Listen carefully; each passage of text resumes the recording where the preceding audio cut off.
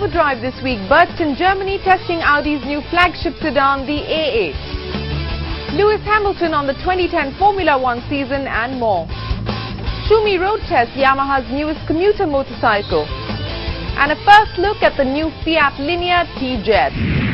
Hello and welcome to Overdrive. I'm Shireen Bhan. As you can see, we've got a packed show lined up for you. So let's kick things off with the Audi A8 sedan. Bert went down to Germany to test drive the car and to find out if Audi can actually capture more of the top-end luxury car market in India, courtesy this car. Here's the Overdrive verdict.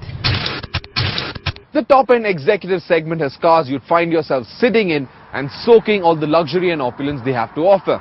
But not this, the new A8 from Audi. It of course has all the luxury trappings you could ever want and more. But this belongs to one of those rare breed of cars that I, for one, find more appealing to drive than be driven in. The new A8L headed down to India is both longer and wider than its predecessor. The extraordinary length and width give it a powerful stance that is also stately, sleek and elegant at the same time. Certain details such as the large grille and the optional LED headlamps along with those large 19-inch alloys strengthen its personality. What's interesting is that while the A8 is a visually imposing car, it isn't by any standard what I'd call a good-looking car. But it does have a beautiful side to it. It's on the inside. There's an abundance of wood trim inserted between luxurious layers of leather and high-gloss veneer. Chrome is delicately used to decorate and heighten the sense of luxury, though nothing inside this cabin is delicate. It looks built to last infinitely.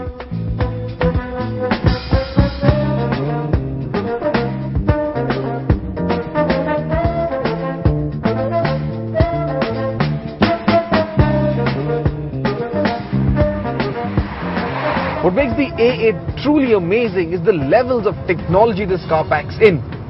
Some time ago on another episode about another car, I had mentioned that I wanted to move my office into that particular car.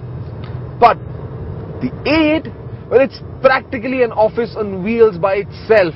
I mean, you've got three-dimensional displays, you've got Wi-Fi internet, which integrates with Google's engines and provides you Google Maps for navigation. Just how cool is that?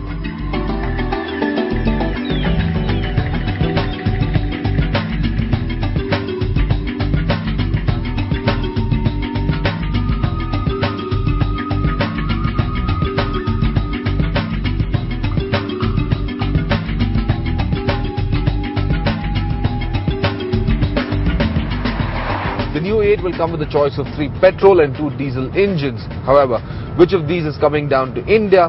Well, it's a bit unclear at the moment. But what I do know for certain is that we are going to get back the W12. Yes, that brings a smile on my lips. And that's because if you remember, it's the very same car which we drove to Goa from Bombay for lunch and then headed back to Bombay for dinner the very same day.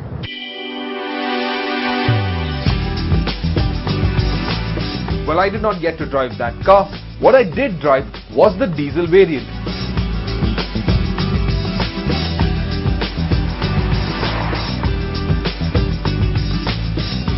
The 3-litre TDI, which may not be a superstar like the W12, but yet has enough strength of character to make the A8 a very engaging car to drive.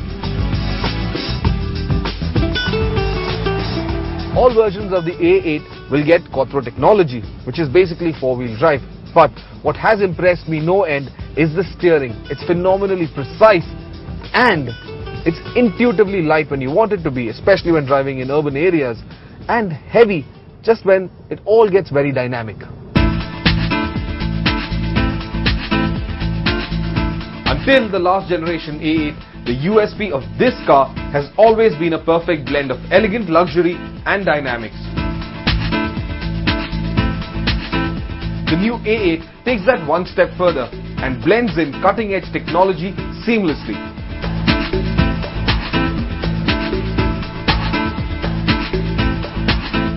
So what you get is a rich and fast limousine that also allows you to easily keep in touch with your global network even when you're driving. There is no mistaking the fact that the new Audi A8 is a solidly impressive car. I also have no doubt in my mind that the new A8 could easily trounce the competition. That this car is a vast improvement over its predecessor is a given.